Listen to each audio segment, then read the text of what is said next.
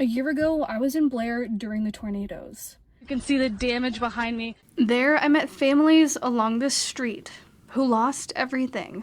Now, I'm going back to see the progress this neighborhood has made. Families who live here are waiting to return home.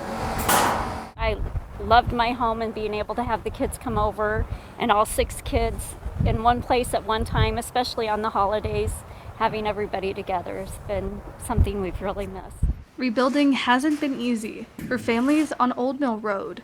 The last year has been full of restless nights and long hours on the phone with insurance agents. Pete and Melissa Cohen tell me their outlook started to turn around once the lumber was delivered to rebuild their home.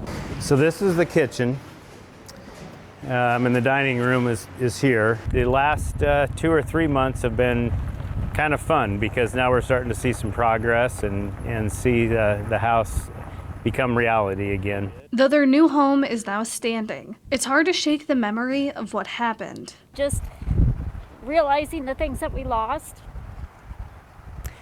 Yeah. To come back out and think it could happen again, it's hard. Pete and Melissa walked out of their home unharmed and even helped sheriff's deputies pull their neighbor from his home. I asked how he's doing. Pete told me since the tornadoes, they've moved into apartments and went their separate ways.